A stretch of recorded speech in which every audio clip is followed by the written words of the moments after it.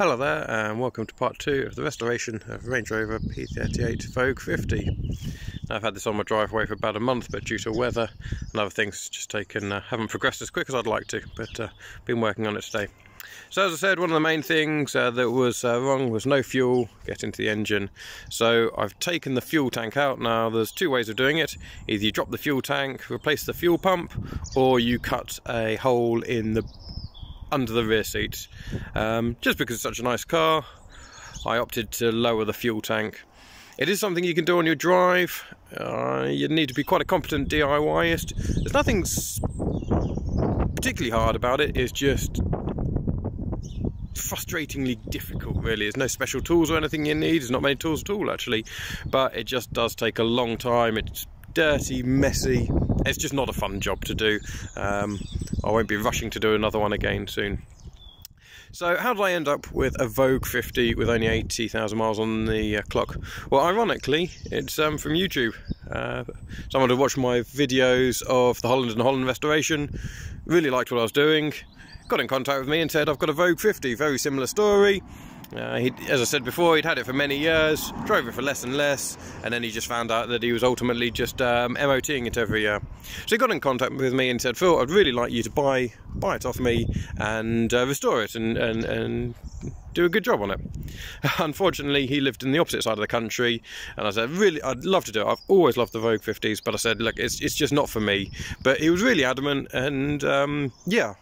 Ultimately, we came to a deal on it. Sadly, the cost of transportation was as much as I paid for the car. So yeah, but that's the way it is.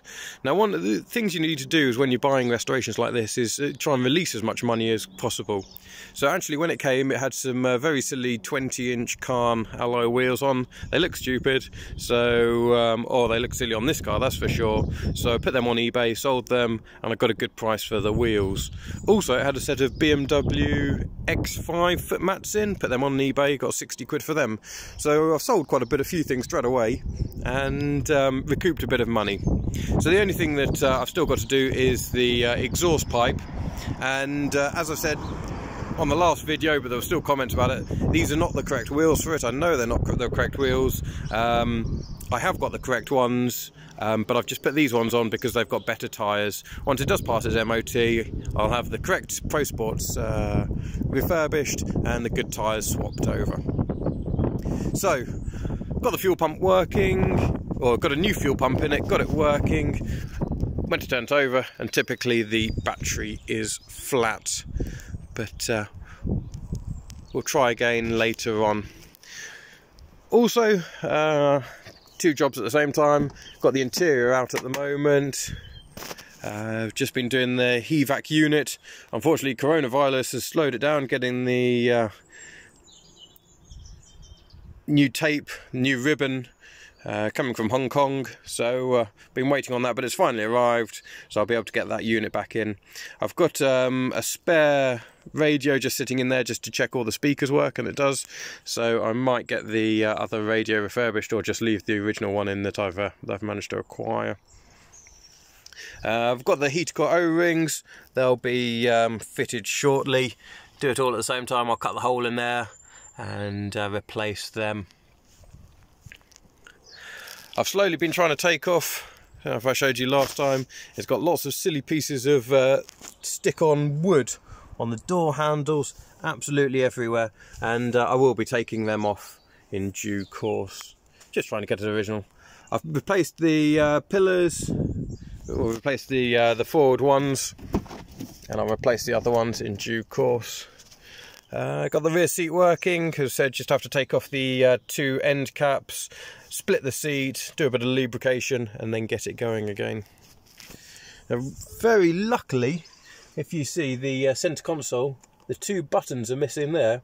Ironically, I managed to find someone who'd broken one, and he'd sold most of the parts, and about one of the only things left was that rear ashtray, let's call it, with the buttons.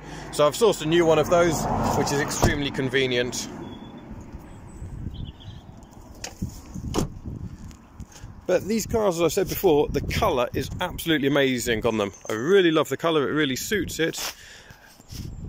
Atlantis Blue is what it's called, but ironically on the logbook of this one it's called green, HSE Auto in green, exactly the same as the Holland & Hollands. When they were registered, they just don't seem to have registered them as a Vogue 50. I think if you check how many left, there's only actually 10 ever registered as a Vogue 50 out of the 100 made. Also what I think is, I think I said this in the last video, I think these are exceptionally rare, the Vogue 50s. If you try and look for them for sale, you just cannot find them. And I don't think people fully appreciate the potential value. If you look for Holland & Holland, there's lots out there for sale. You know, if you go on eBay, search around, I bet you could find 3 or 4 for sale today. You try and look for a Vogue 50, you just won't find them for sale.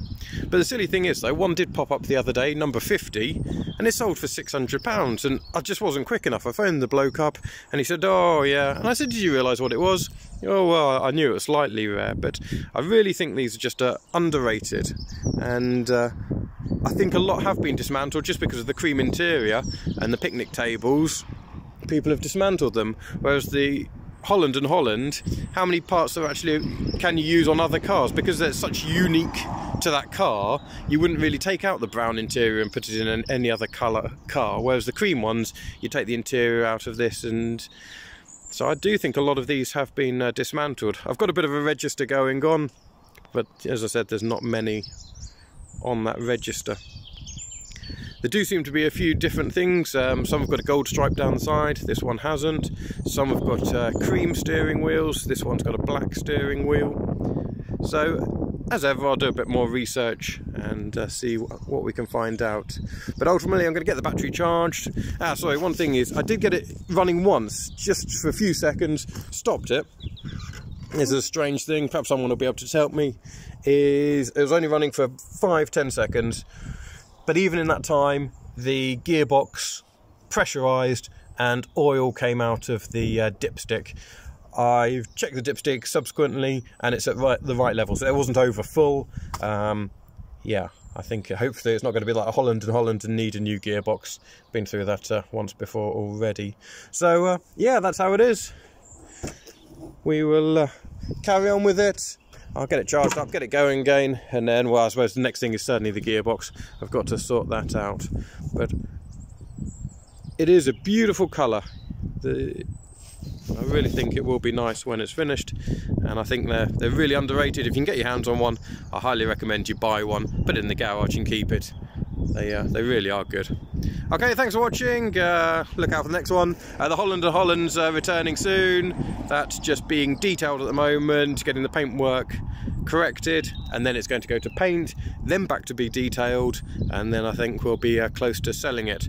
Luckily for me, someone's already contacted me about the Holland & Holland.